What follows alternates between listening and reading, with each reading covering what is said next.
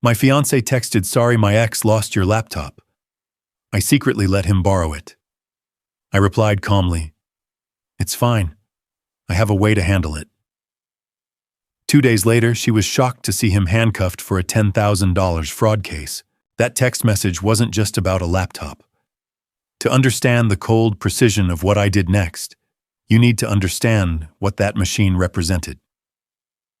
I'm Julian, 29 years old.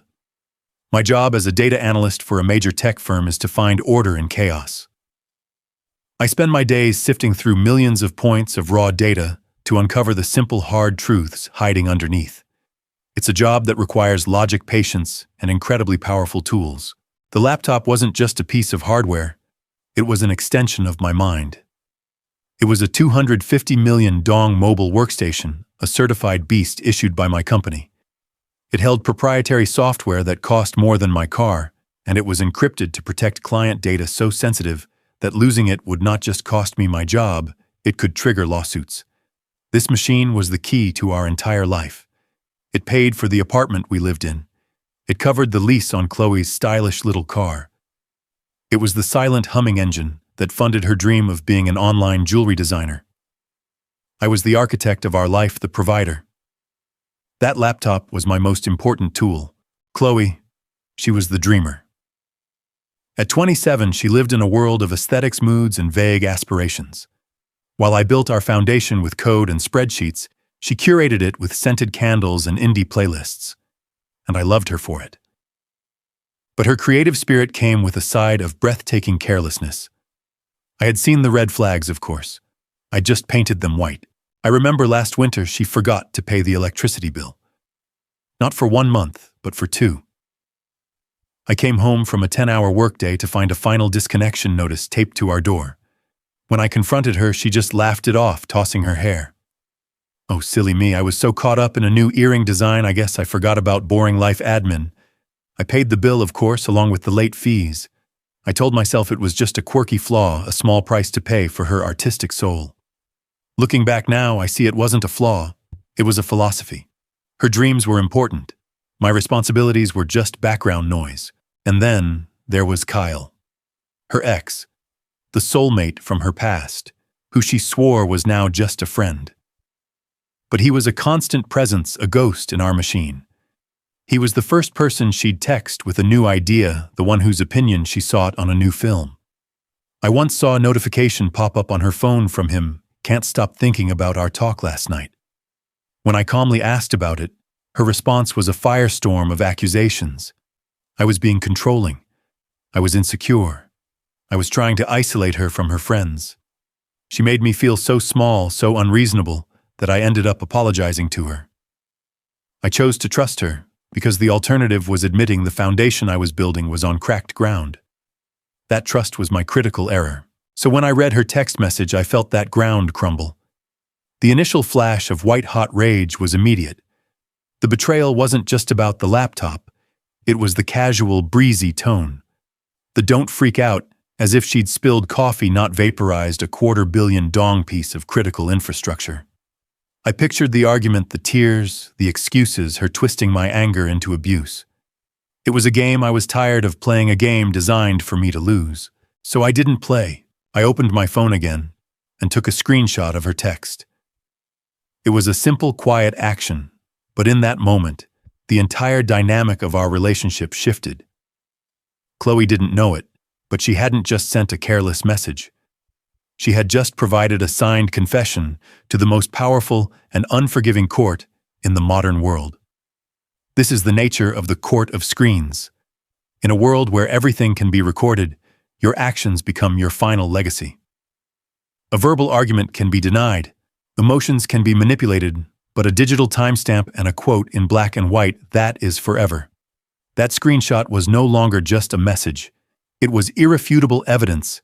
It was her confession. It was my weapon. As Chloe went about her day, likely feeling a wave of relief that I hadn't exploded in a fit of rage, she remained blissfully unaware that the real tangible consequences were already gathering like a storm on the horizon.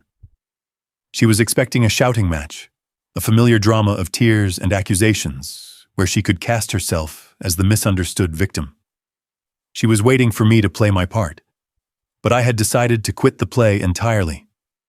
My anger, which had been a hot, chaotic fire just moments before, had cooled and compressed into something far more dangerous, a cold, methodical, and perfectly clear plan of action. We are so often conditioned to believe that strength is found in the noise of confrontation, in the heated back and forth of an argument, where one person must emerge as the victor. We think power is about raising your voice, about winning the debate, about forcing the other person to concede. But years of dealing with Chloe's emotional whirlwinds had taught me a hard lesson: some battles are unwinnable by design. They are not contests of logic, but of endurance, and the person willing to be the most irrational often wins by default. I realized in that moment of profound clarity that there exists a greater, more potent form of power, the quiet, unassailable power of choosing not to engage at all. This strategy, the silent exit, is not the passive surrender of a loser. It is the calculated final move of a strategist who recognizes that the game itself is rigged and no longer worth their energy or their dignity. By refusing to participate in the chaos they crave, you do not just sidestep their attack, you dismantle their entire arsenal. Their drama becomes a monologue, their accusations echo in an empty room, and the blinding spotlight of attention is suddenly turned away from the argument and squarely onto their next move. In that quiet space, you create their actions are no longer shielded by the fog of a fight. They are left exposed, stark, and indefensible for the world to see. I wasn't just walking away from a fight. I was walking away from the entire chessboard, taking my king, my self-respect, my sanity with me. It was now her turn to face the empty board she herself had created. So my first phone call was not to her. That would have been a fatal mistake. Instead, I dialed the direct line to my company's head of information technology, Mark. I had known him for years. He was a no-nonsense guy who valued process and protocol above all else. I let the phone ring twice, took a deep breath, and kept my voice perfectly even, professional, and devoid of any personal emotion. "Hi, Mark." I began. "Julian here. I need to report a theft. My assigned mobile workstation serial number X75B has been stolen." I deliberately chose my words with the precision of a surgeon. I did not say it was lost. I did not say it was misplaced or missing. I stated as a matter of fact that it was stolen. In the rigid, unforgiving world of corporate governance, those two words are separated by a chasm of consequence. Lost implies carelessness, an unfortunate accident that gets handled by insurance, and a slap on the wrist. It's a problem to be managed, but stolen implies a crime. It triggers an entirely different set of protocols, a chain of command that involves legal security and potentially law enforcement. It's not a problem. It's a crisis. Mark's tone on the other end of the line shifted instantly from routine to serious. "Understood, Julian." "Do you have any information about the circumstances?" he asked. "I do," I replied calmly. "I have a written admission from the person who last had it in their possession. I will forward you the details." I sent him the screenshot of Chloe's text, then hung up. My next move was already planned. I gathered my documents, the printout of the IT department's official equipment assignment email, the one detailing the laptop's specifications, its staggering replacement cost, and the terms of my liability. I also printed a clear, high-quality copy of Chloe's text message. Then I drove to the local police precinct. The air inside was stale-smelling of old coffee and disinfectant. The officer at the desk looked up, his expression a mixture of boredom and fatigue. I did not approach him as a frantic, emotional victim. I approached him as a calm, organized employee reporting a serious corporate crime. I explained the situation clearly and concisely. I handed him the folder with my evidence. "The device is the property of my employer," I explained. "It contains highly sensitive and encrypted client data. The company's security policy requires me to file a formal report in the event of theft." I watched as he read Chloe's text message, his eyebrow arching slightly. "She gave it to her ex-boyfriend," he asked, a note of disbelief in his voice. "That's what the message says," I confirmed. "And he can't find it." The officer nodded, his demeanor shifting from disinterest to professional focus. He saw a man who was not there to create drama, but to follow procedure. He saw a man who had his facts straight, In the section of the report for potential suspects or persons of interest, I calmly wrote down Kyle's full name, his last known address, and his phone number. I was not making an accusation. I was merely providing the information I had as required. I was a reliable witness. I was a responsible employee. I was simply a piece of a much larger system, a system that was now slowly, inexorably beginning to turn its gears. I signed the report, took my copy of the case number, and thanked the officer for his time. As I walked out of the station and back into the afternoon sun, I didn't feel a sense of triumph or revenge. That would come later. Instead, I felt a profound, almost unnerving sense of clarity.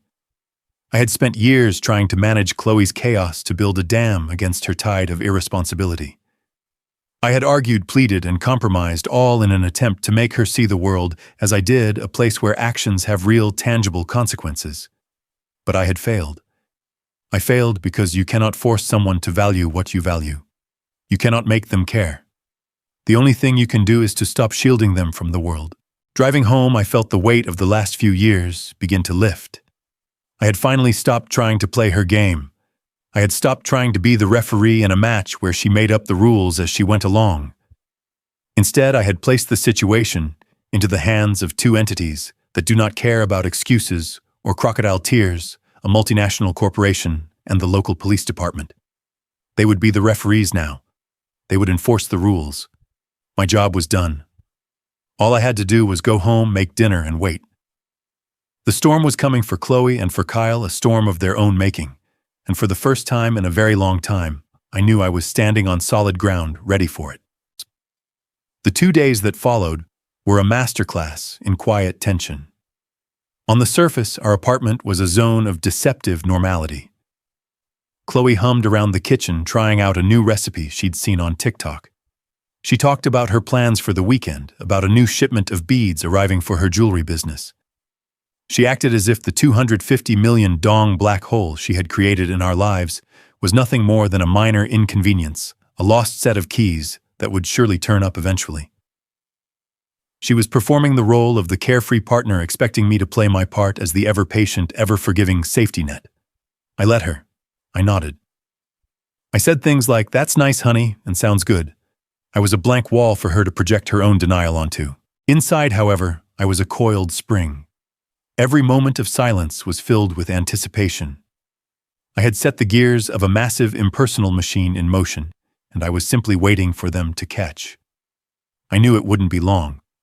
Corporate legal departments and police precincts operate on their own timelines, but they are relentless, and they are thorough.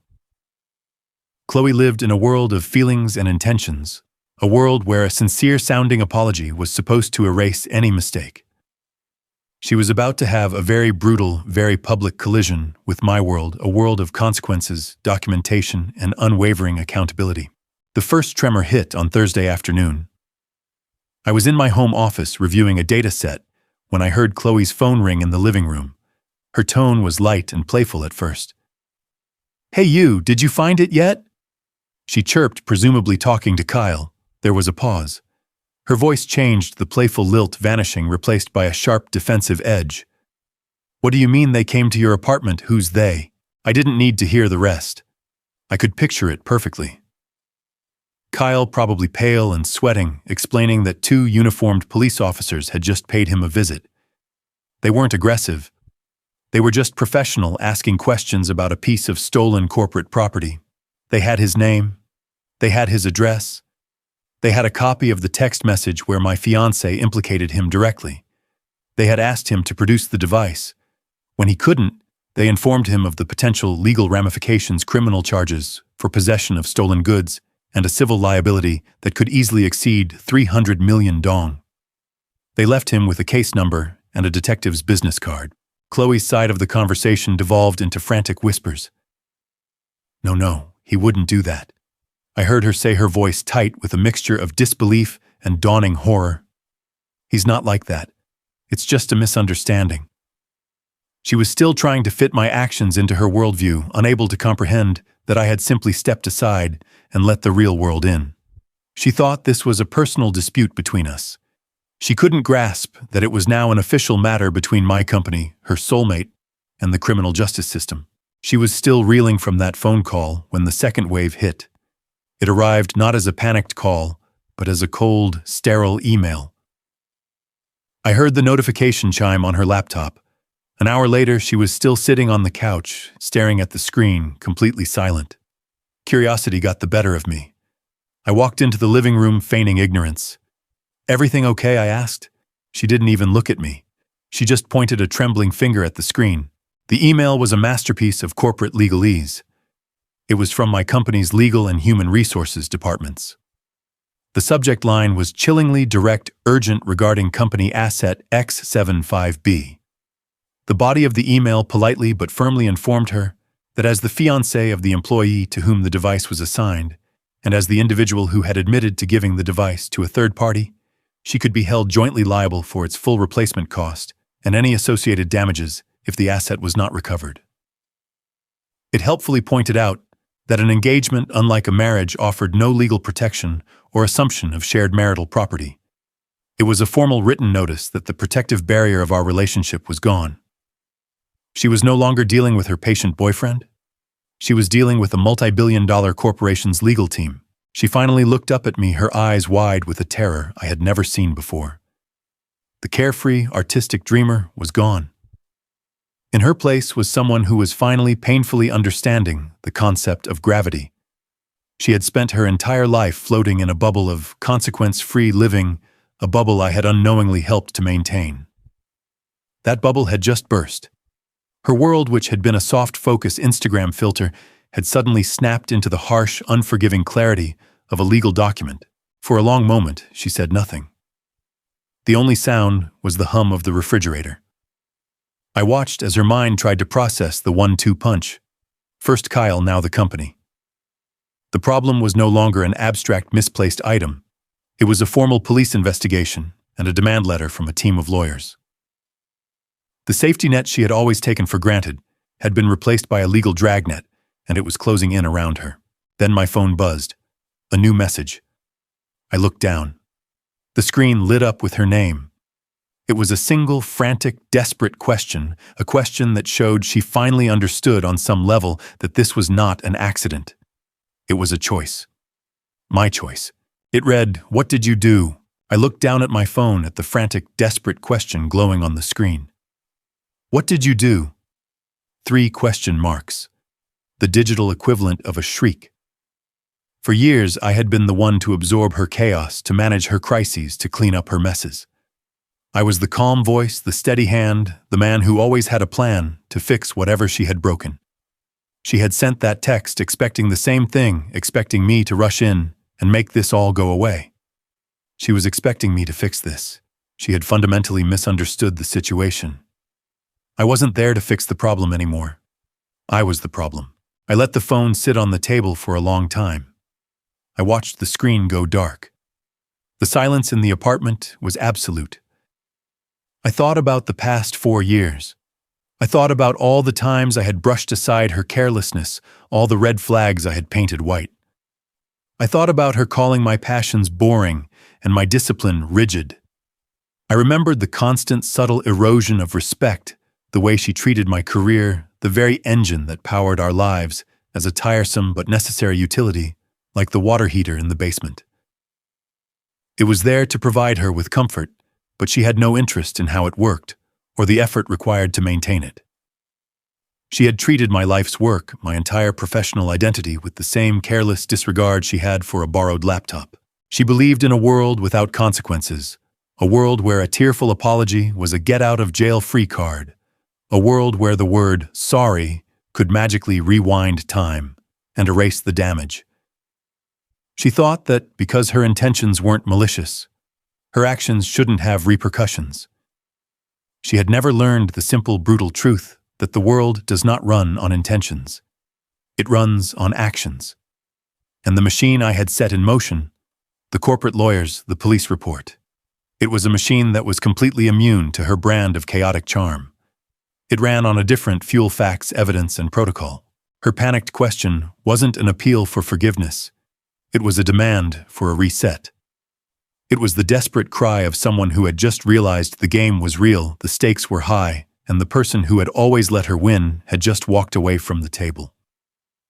She wasn't asking for my help. She was asking for my compliance.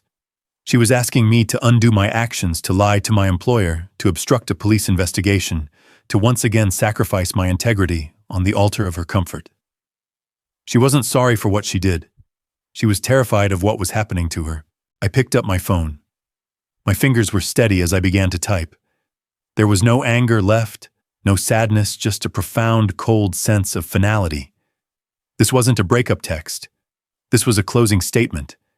This was the final entry in a ledger that had been unbalanced for far too long. I wasn't writing to her the woman I thought I was going to marry. I was writing to a stranger, a person whose values were so fundamentally alien to my own that we might as well have been from different planets. I broke the message down, crafting each sentence to be a separate, unavoidable impact, a clear and final closing of a door. There would be no room for misinterpretation, no opening for argument, no crack for her tears to seep through. First, the validation of my actions, a clear statement of my position. I wrote, I did exactly what any responsible employee is required to do when a $250 million piece of company property is reported stolen. I reported the facts. Next, the transfer of responsibility. The drawing of a new permanent boundary. I continued. The rest of this is now between you, Kyle, my company, and the law. This is no longer my problem to solve. And then, the final clean severance. The part that would make it all real. The part that would end the performance for good. I added the final sentence. Oh, and we're done. I'll have your things sent to your parents' house by the end of the week. I read the message over once. It was cold. It was clinical. It was brutal. And it was the most honest thing I had said to her in years.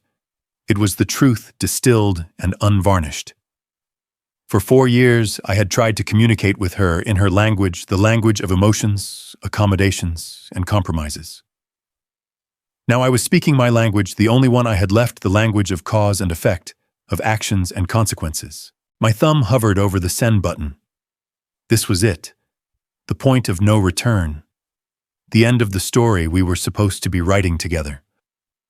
I felt a pang of something, not regret, but a hollow echo of the future I had invested in, the future that had just been revealed as a fantasy. It was the ghost of a life that was never going to happen. I took a deep breath and let it go. Then I pressed send. I watched the message deliver. I didn't wait for a reply. I didn't need to see the explosion, the frantic calls that would inevitably follow the storm of rage and victimhood that was about to be unleashed. That was part of her world, not mine. I opened her contact profile. I scrolled down to the bottom. I looked at the option there, the final quiet act of a war that had been won without a single shot fired. Then I pressed block this caller. The screen confirmed the action. And then, silence. A profound, absolute silence filled the apartment. It was the sound of a chapter closing. It was the sound of a massive weight being lifted from my shoulders. It was the sound of my life becoming my own again. I didn't feel triumphant. I didn't feel angry. I felt peaceful. For the first time in a very long time, I felt completely and utterly at peace. The game was over. I had won. After I blocked her number, a profound quiet settled over my life. It was a silence I hadn't realized I was craving. The constant hum of her low-grade chaos, the endless stream of her manufactured dramas, the psychic weight of her irresponsibility, it was all just gone. I spent the next few days in a state of productive numbness, methodically disentangling my life from hers. I packed her things into boxes, separating my belongings from the trinkets and clothes she'd accumulated in my space. It felt less like a breakup and more like a decontamination. I was purging my life of an invasive species. I didn't hear from her directly, but the shockwaves of my actions began to ripple through our social circles, and the fallout was swift and brutal. The story, as I heard it later through mutual friends, unfolded like a slow-motion car crash, a perfect case study in what happens when a person who lives in a world of pure fantasy collides with the hard, unyielding wall of reality. The first casualty was Kyle. The police investigation triggered by my report was no joke. Faced with the very real threat of criminal charges and a crippling 6-figure debt, His laid-back, creative twin persona evaporated. He lawyered up. I learned that he spent a frantic weekend turning his apartment upside down, searching for the laptop he had so casually misplaced. He never found it. His only option was to start negotiating. My company's legal team, having no personal stake in the matter, was merciless. They didn't care about his excuses or his financial situation. A piece of their property valued at over $250 million was gone. Someone had to pay. Kyle's parents ultimately had to step in, draining a significant portion of their retirement savings to settle the civil claim with my company to avoid criminal prosecution. His relationship with his family was reportedly in tatters. He was no longer the charming, free-spirited programmer. He was the reckless son who had cost his parents their financial security over a careless fling. The karma was poetic. He had pursued a casual, consequence-free affair only to be saddled with a debt that would follow him for years. Then there was Chloe. Her downfall was less about a single financial blow and more about a complete societal collapse. After the initial shock of being blocked, she launched the only counter-offensive she knew, the victimhood campaign. She took to social media posting vague, tearful statuses about being suddenly abandoned and betrayed by the one person she trusted. She painted me as a cold, cruel monster who had thrown her out over a simple mistake. She was casting a play and expected all her friends to take their assigned roles as the supportive chorus. But her strategy had a fatal flaw. She assumed her friends were as detached from reality as she was. They weren't. When the details started to leak out, that the simple mistake involved a $250 million dong piece of corporate equipment, a police report, and her ex-boyfriend, her narrative began to crumble. Her friends who lived in the same world of bills and responsibilities as I did were horrified. They didn't see a romantic drama. They saw a catastrophic liability. The turning point came when one of her closest friends, a pragmatic lawyer named Sarah, asked her a simple question during a support session. "Chloe," she asked, "did Julian know you were giving the laptop to Kyle?" Chloe, probably expecting unconditional sympathy, admitted that she hadn't told me. "I didn't want him to worry," she had apparently said. Sarah's response was brutal. "So you took a piece of property worth more than my car property that wasn't yours and gave it to a third party without the owner's permission, and now you're surprised there are legal consequences." That was the moment her social capital began to evaporate. People stopped returning her calls. The invitations to brunch dried up. Her friends weren't just distancing themselves from her drama, they were distancing themselves from her toxicity, from the realization that her carelessness was a contagion that could ruin their own lives. She had built her entire identity on a foundation of charm looks and the perceived stability I provided. Once that stability was gone, and her charm was revealed as a mask for dangerous irresponsibility, the entire structure collapsed. She wasn't just losing a fiancé, she was losing her audience. The most fascinating part of all this was Chloe's complete inability to connect her actions to the consequences. I heard through the grapevine that she was genuinely bewildered. In her mind, the sequence of events was completely illogical. She had made a small, forgivable error, and in response, the world had punished her with disproportionate cruelty.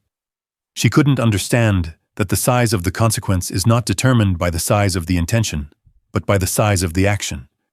Giving away a $10 book is not the same as giving away a $10,000 piece of professional equipment. In her world, they were morally equivalent.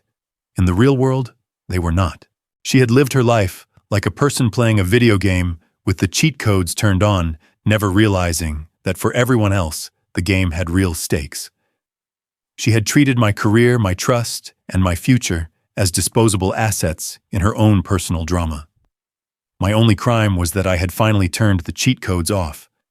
I had simply let the natural consequences of the game play out, and for her, a lifetime of consequence-free living had left her utterly unprepared for the shock of losing.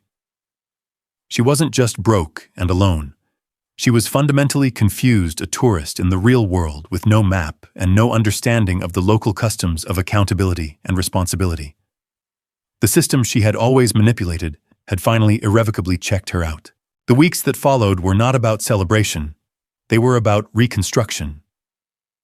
While the ruins of Chloe and Kyle's poor decisions were still smoldering, I was quietly laying the foundation for my new life. The first step was leaving the apartment we had shared. It was a beautiful space, but it was haunted. Every room held a memory of a future that was a lie, a ghost of a life I had been building for a person who didn't exist.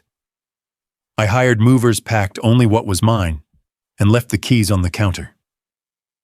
I didn't look back. My new place was smaller, a clean, minimalist apartment in a different part of the city, with a wide view of the skyline. It was blissfully empty.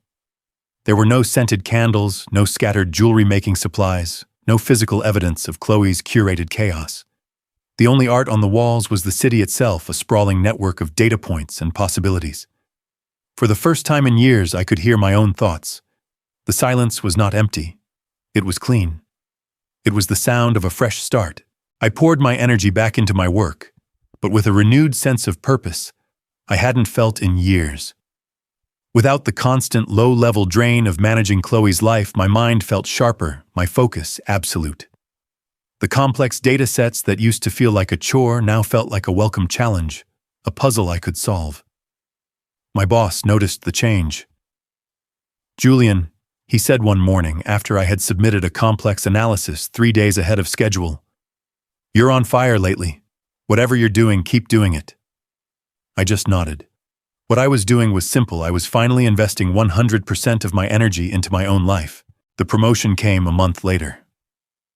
It was a senior analyst position I had been circling for a while, but had always felt was just out of reach.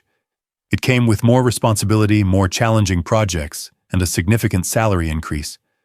The irony was not lost on me. Chloe had always complained that I wasn't ambitious enough for her, that my career wasn't flashy enough to impress her friends. Yet the moment I removed her from my life, my career flourished. It turned out the only thing holding me back was the dead weight I had been carrying.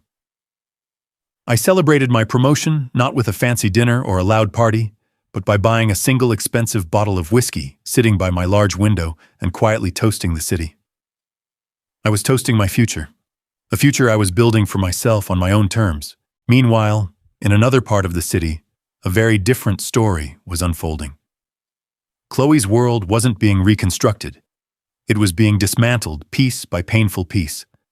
Her life had been a carefully constructed stage play, and I had been the silent, uncredited producer-director and financial backer. When I walked off the set, the entire production collapsed. After being abandoned by her friends and facing a mountain of potential legal fees, she had no choice but to retreat. She moved back home into the suburban house she had spent her entire adult life trying to escape. Her grand artistic life in the city was over. She was no longer a glamorous, independent creator. She was a 27-year-old woman sleeping in her childhood bedroom, a room still decorated with posters of bands that had broken up a decade ago. The financial reality was a brutal awakening. The income from her online jewelry shop, which had always been more of a hobby subsidized by my salary, was barely enough to cover her phone bill and student loan payments. The stylish car I had co-signed the lease on was a ticking time bomb. Without my income on the application, she wouldn't qualify on her own. I received a notification that the lease had been defaulted on, and the car was eventually repossessed. The symbol of her carefree mobile life was gone, leaving her stranded in the quiet cul-de-sac of her past. Her parents, I heard, were not sympathetic. They were disappointed and embarrassed. They had seen her as the daughter who had made it, the one with the successful fiancé and the chic city life. Now she was back where she started, a living embodiment of failure and poor judgment. The home that was supposed to be a safe haven became a pressure cooker of "I told you so's" and disappointed sighs.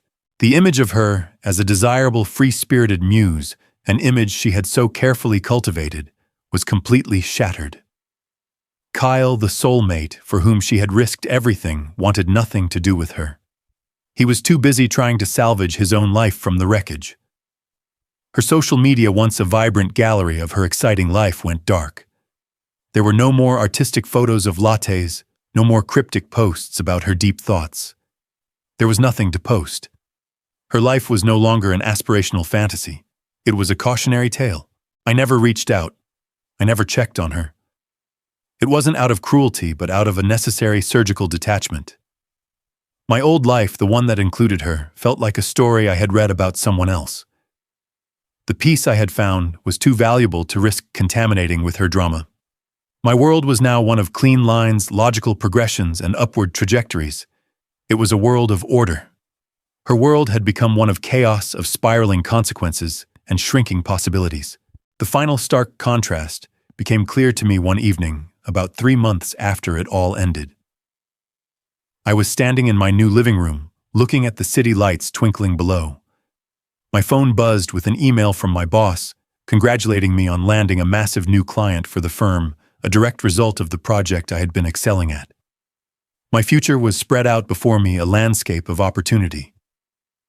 At that same moment, a friend who still had some connection to her family sent me a text. It was a picture Chloe's mom had posted on Facebook. It was a photo of Chloe sitting on her childhood bed, surrounded by dusty high school yearbooks and old trophies. She was looking at the camera with a lost, hollow expression. She was surrounded not by her future, but by the museum of her own past, a past she could never escape, because she had refused to build a future. I was looking out at a city of limitless potential. She was looking back at a room full of forgotten victories, and in that quiet, devastating contrast, I knew I had made the right choice. My reconstruction was complete. Her ruin was absolute. It's been 6 months. 6 months since the storm. My new apartment is quiet.